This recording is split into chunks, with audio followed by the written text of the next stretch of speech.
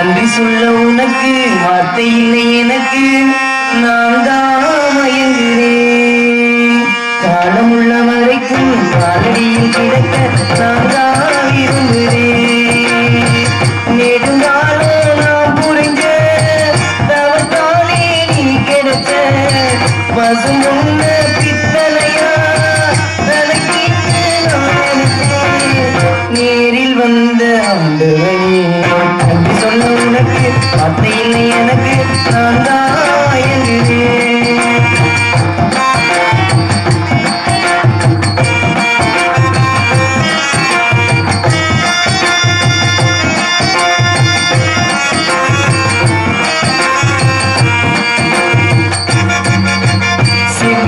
நான் குடிக்க சிவியதை நீ கொடுக்க சிந்தியது ரொக்கமல்ல என்ற நோயினால். சிந்தியதை நான் குடிக்க சிவியதை நீ கொடுக்க சிந்தியது என்ற நோய் ரொக்கமல்லதா. இனி வரும் இந்த பிறவியிலும் உனை தேர காத்திருப்பேன். பிரிமூடல் இமை போல பிறகாமல் வாழ்ந்திருப்பேன். உன்னை போல தெய்வம் இல்லை, உள்ளம் போல கோவில் இல்லை. தினம் தோறும் வர்த்தனரா எனக்கு வேறு வேறு இல்லை. நன்றி சொல்ல உனக்கு வார்த்தை இல்லை எனக்கு, நான் தான் மயங்குகிறேன். காலமுள்ள வரைக்கும் காலடிமை கிடக்க நான் தான் விரும்புகிறேன்.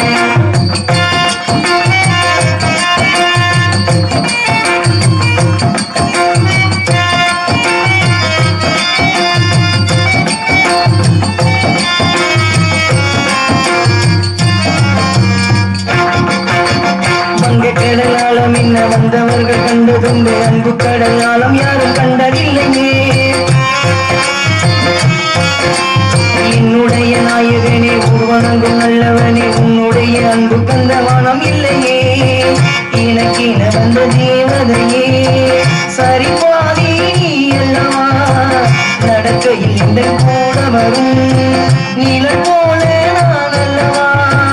கண்ணன் கொண்ட ராதையன ராமன் கொண்ட சீதையன மடி சேர்ந்த பூரணமே மனதில் வீசும் ஆனந்தமே. நன்றி சொல்ல உனக்கு வார்த்தை இல்லை எனக்கு, நான் தான் மயங்குகிறேன். என்னுடைய மனச தந்துவிட்ட பிறகு ஏமா கலங்குகிறேன். நெடுநாளா நான் புரிந்த தவத்தாலே நீ கிடக்க திருக்கோவில் வீடு என்று விலகேற்ற நீயும் வந்த நேரில் வந்த ஆண்டவனே. நன்றி சொல்ல உனக்கு வார்த்தை இல்லை எனக்கு, நான் தான் மயங்குகிறேன். காலமுள்ள வரைக்கும் காலடியில் கிடக்க நான் தான் மயங்குகிறேன்.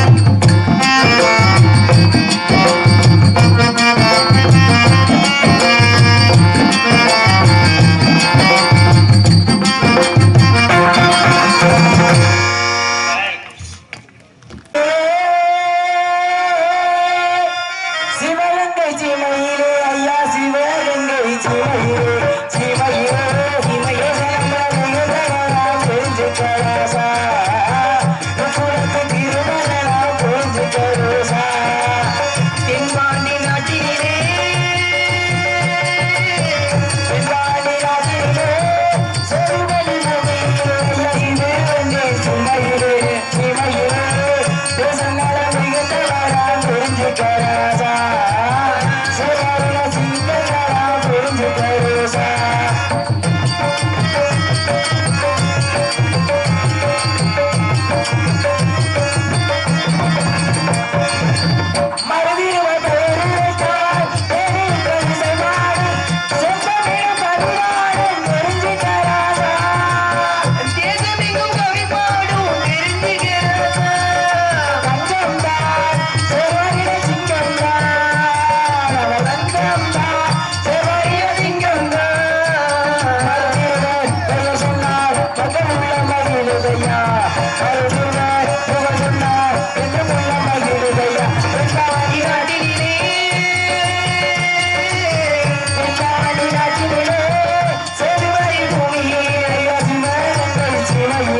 சிவகிரே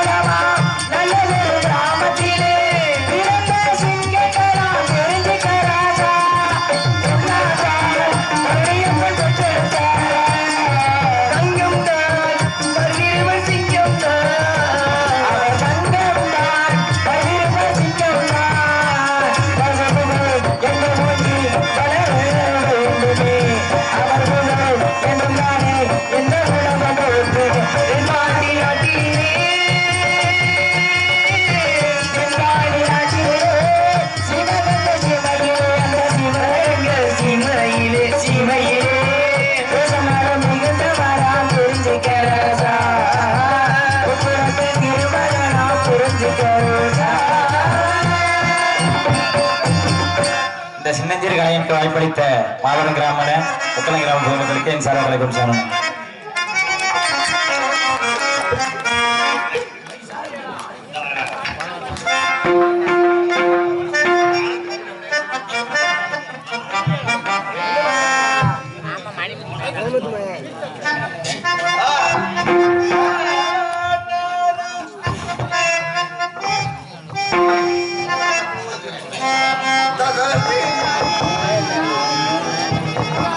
தாய்ப்பாலால கட்டின ஒரே கோவில் காளையார் கோவில். அந்த காளையார் கோவிலுக்காக தன்னுடைய உயிரையே கொடுத்தவர்கள் யாருன்னா அவர்களால் மருது சகோதரர்கள். அந்த இனத்துல பிறந்ததுக்காக நம்ம பெருமை கொள்ளணும். அந்த இனத்துல பிறந்ததுக்காக பெருமை கொள்ளணும். அது மட்டும் கிடையாது. பாருங்க, மேடையில் ஒரு சின்ன மாலை ஓடுற விஷயத்த கூட நாட்டில் எவனும் விட்டு கொடுக்க மாட்டேன். மாலை ஒரு மாலை தான். என்னையா மாலை கழுத்துல உடனே கழட்டி கீழே தான் போட போறோம். அதெல்லாம் வச்சிருக்க போறோம். இந்த மாலையை கூட விட மாட்டான். ஆனா என்ன பண்ணாருன்னா தங்களுக்கு உரிய மரியாதை தேர் செஞ்சாச்சு. குப்பமுத்து ஆசாரின்னு சொல்லக்கூடிய ஒருத்தர் தேர் செஞ்சாரு. தேரை செஞ்சோன்னா ஐயா உனக்கு என்னையா காணிக்க வேணும்னு கேட்டேன். கேட்டப்ப என்ன சொன்னார்னா அந்த குப்பமுத்து ஆசாரி சொன்னார், அந்த தேர்ல நான் தான் முத பவனி வரணும். அது எப்படியா மன்னர் தானே வரணும், அவருக்கு தான் முடிசூட்டி அவரு தான் வரணும். ஆனா நீ வரன்னு சொன்னியான்னு சொன்னப்ப அப்பதான் அதிகம் சட்டத்தை அதுதானே ஆசை எடுத்துக்கையான்னு சொல்லி தாரை வார்த்தை கொடுத்தவர்கள் யாருன்னா மருது சகோதரர்கள். அப்படிப்பட்ட பெருமையான தலைவர்களை புகழை பாட வேண்டும் என்று பார்த்தால், தம்பி வாங்க தம்பி, அடுத்த நாடத்துக்கு அட்வான்ஸ் வாங்குறியா? நானும் சரி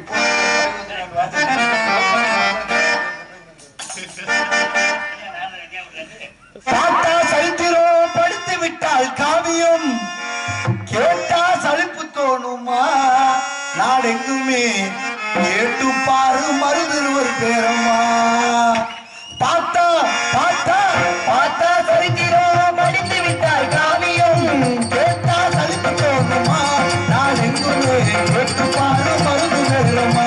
நாடு எங்குமே கேட்டு பாரு மருது பேரம்மா.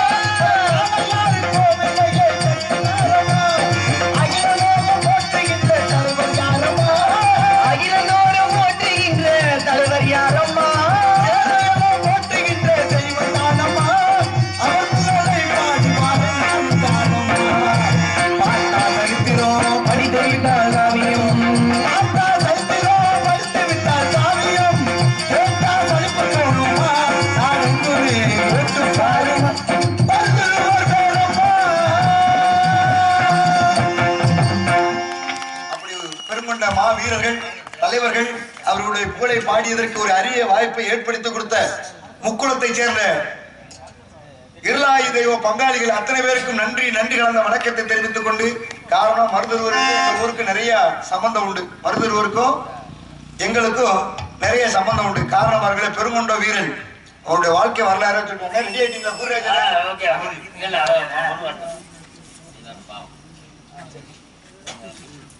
ஏன்னா அடுத்தவங்க நேரத்தை எடுத்துக்கொள்வது இல்லையா.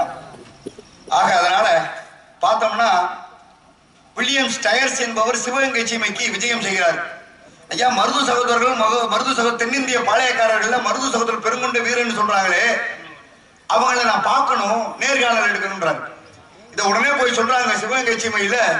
அங்கே சமஸ்தானத்துல சொல்லப்படுது, ஐயா உங்களை பேட்டி காணுவதற்காக வில்லியம்ஸ் டயர்ஸ் என்று சொல்லக்கூடியவர் ஆங்கிலேய துறை வந்து உங்களை பேட்டி காணணும்னு ஆசைப்படுறாங்க. அப்பதான் உடனே சட்டம் தயங்காமல் சொன்னாங்களா, வர சொல்லுங்க. யார? ஆங்கிலேயர் வர சொன்ன. இப்ப சிவகங்கை சீமைக்கு அரண்மனைக்கு வந்துட்டாரு. வந்தவரை அவருக்கு விருந்தோம்பல் எல்லாம் கொடுக்குறாங்க.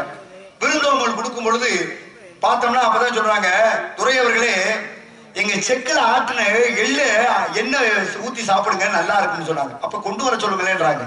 செக்கு ஓட்டி 2 நாள் ஆச்சுங்க, எண்ணெய் இல்ல. சரி, செக்கு ஓட்டி 2 நாள் ஆச்சு, அது சரி, செக்க ஆட்டுறதுக்கு எள்ளு இருக்கும்னா அந்த எள்ளை எடுத்துருவாங்கன்றாராம். எள்ள தன்னுடைய கையில அள்ளி புளிந்தாராம், எண்ணெய் வழிந்ததா. அப்பதான் சொன்னேன், இப்படிப்பட்ட ஒரு வீரன் தானே நம்ம போர் செய்ய போறோம் உணர்ந்து கொண்டார்.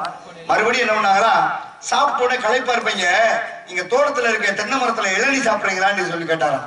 அப்பதான் சரி குடுங்களேன்னு கேட்டப்ப சின்ன மரத்தை போய் ஒரு தென்னை மரத்துல தன்னுடைய மார்பகத்தை வச்சு தட்டினாராம், இளநீ கீழே விழுந்துச்சான். அப்பதான் உணர்ந்து கொண்டாராம், ஒரு பெருங்கொண்ட வீரன் இந்த தென்னகத்தில் தமிழகத்தை ஆண்டு கொண்டிருக்கின்றார்கள் என்று உணர்ந்து கொண்டாராம். அப்படிப்பட்ட பெருங்கொண்ட வீரர்கள், அதனாலதான் நாச்சியார் படைத்தளபதியாக இருந்தவர்களை எப்படி இந்த சிவகங்கை சமஸ்தானத்தை கொடுக்கிறது, இந்த சிவகங்கை சீமையை எப்படியா கொடுக்கிறது, ஒரு பெருங்கொண்ட வீரன் இடத்துல தானே கொடுக்கணும். அப்பதான் பந்தயம் வச்சாங்களாம். குதிரையை ஓட விட்டு இந்த குதிரைக்கு இணையா ஓடி யாரு வெற்றி பெறானோ எல்கையை சொல்றானோ அவனுக்கு தாய் அந்த சிவகங்கை சீமைண்டான. இப்ப மருது சகோதரர்கள் ஓடுறாங்க. ஓடும் பொழுது பாருங்க, ஒரு வேர் என்ன நினைச்சு குத்தி இந்த காலை பிளந்து இந்த பக்கம் வந்துருச்சான், ரத்தம் புழுதி ஓடிக்கிட்டு இருந்துச்சான். அப்பதான் வேலுநாச்சியார் அம்மா பாத்துட்டாங்களா, என்னையா அப்படி ரத்தம் வந்துகிட்டு இருக்கு, ஓடும்போது ஏதோ குத்திருச்சுன்னு ஒரு தரையில தேய்ச்சாங்க. அப்பதான் பார்த்தா ஒரு தூர்பட்டையே குத்தி இந்த பக்கம் வந்துருந்துச்சான். அப்பதான் உணர்ந்து கொண்டாராம், ஆகா பெருங்கொண்ட காயம் வந்திருக்குது என்றது அப்புறம் தான் பார்த்தாராம். அப்படிப்பட்ட பெருங்கொண்ட வீரர்கள் எங்க ஊருக்கு அவங்களுக்கு எவ்வளவு சம்பந்தம் இருக்குன்னா, எங்க ஊரே வந்து 9ஆம் நூற்றாண்டுல சோழர்கள்லாம் வந்து எங்கன்னா இங்கே சேர நாட்டில இருந்து எங்க தொண்டை நாட்டில இருந்து, அதாவது சோழ நாட்டில இருந்து சேர நாட்டுக்கு போர் தொடுத்தார்கள், கேரளாவுக்கு போர் தொடுத்து போறாங்க. அப்ப எங்க தஞ்சாவூர்ல இருந்து இதுதானே கேரளாவுக்கு போர் செய்யணும். அப்படி வரும் பொழுது சோழர்கள்லாம் படையோட வரும் பொழுது எங்க ஊருக்கு பேரு, சோழர்கள் ஓய்வெடுத்தனால ஊருக்கு பேரு சோழபுரம் தான், ஆவியூர் கிடையாது, சோழபுரம். அதனால சோழர்கள் வெட்டிய ஊரணி இருந்தனாலதான் பழையமலம் பக்கம் சோழமுரணின்னு ஊர் இருக்கு தெரியுமா. சோழர்களும் ஊரணி அவங்க வெட்டி வச்ச யானை குதிரைக்கெல்லாம் தண்ணி வேணுமே இருக்கதான் ஊரணியை வெட்டினாங்களாம். அதனால ஊருக்கு பேரு சோழங்குரணி. சோழர்கள் எல்லாம் ஊரணியை வெட்டினார்கள், சோழங்குரணி. அந்த சோழர்கள் ஓய்வெடுத்தனாலதான் ஊருக்கு பேரு, எங்க ஊருக்கு பேரு 9ஆம் நூற்றாண்டுல சோழபுரம். அப்ப இந்த சோழபுரத்துல பாத்தீங்கன்னா ஆடு மாடுகள்லாம் நிறைய இருக்குமா. மாடு என்று சொல்லக்கூடிய இந்த மாட்டுல இருந்து பாலை பீச்சி மீனாட்சி அம்மன் கோயிலுக்கு கொண்டு போய் என்ன அபிஷேகத்துக்கு கொடுத்தாங்களாம். அப்ப ஆவினை கொடுத்தனால ஊருக்கு பேரே ஆவினூர். இந்த ஆவினூர் இந்த ஊருக்கு ஏதாவது மரியாதை கொடுக்கணுமே என்றதுக்காக 48 கிராமம் அகமுடைய இது 48 கிராமத்துக்கு என்ன பண்ணா, இந்த ஆவியூர்ல இருந்து பால் கொண்டு வந்து கொடுக்கறதுனால இன்னைக்கு மீனாட்சி அம்மன் கோயில்ல வருஷம் 365 நாள்ல 249 நாள் திருவிழா நாள் நடக்கக்கூடிய ஊரு நம்ம மீனாட்சி அம்மன் கோயில்ல மதுரையில. அப்படி ஒரு நாள் சேர்வக்காரன் மண்டகப்படின்னு, சேர்வார்களுக்காக கொடுக்கப்பட்ட சேர்வக்காரன் மண்டகப்படின்னு சொல்லி ஒரு மண்டகப்படியவே தாரவாத்து கொடுத்தவர்கள் ஐயா மருதூர்கள் என்று பெருமையான இந்த நேரத்தில் சொல்ல கடமைப்பட்டிருக்கோம். அப்படிப்பட்ட சோழர்கள் ஆண்ட ஊரை என்ன பண்ணாங்க, ஆவியூர்னு மாத்தி எழுதினவர்கள் மருது சகோதரர்கள். அதையும் இந்த இடத்துல சொல்ல கடமைப்பட்டிருக்கேன். நன்றி நன்றி நண்பர்களே. கற்றது கைமளவு கல்லாது உலகளவு என்பார்கள். அந்த வகையிலே இந்த சின்ன சிறு கலைஞன் ஏதோ எனக்கு தெரிந்ததை பேசினேன்னு சொல்லிக்கொண்டு உங்களிடமிருந்து பெரிய மனமல்லாமல் விடைபெறுகிறேன். அடியேன் ஆவியூர் கார்த்திகேயன். நன்றி வணக்கம். இதுக்கு மேல நாடகத்தை பார்க்கணும்னா ஒரு 4-5 நாள் கழிச்சு பக்கத்துல தான் புல்வாக்கரை வர்ற புதன்கிழமை மறுபடியும் நான் பக்கத்துல வரேன் புல்வாக்கரைக்கு. அங்கேயும் வந்து அவசியம் உங்களுடைய ஆதரவு வேண்டும் என்று சொல்லிக்கொண்டு உங்களிடம் புரிய மனமுடாமல் விடைபெறுகிறேன். அடியேன் ஆவியூர் கார்த்திகேயன். நன்றி.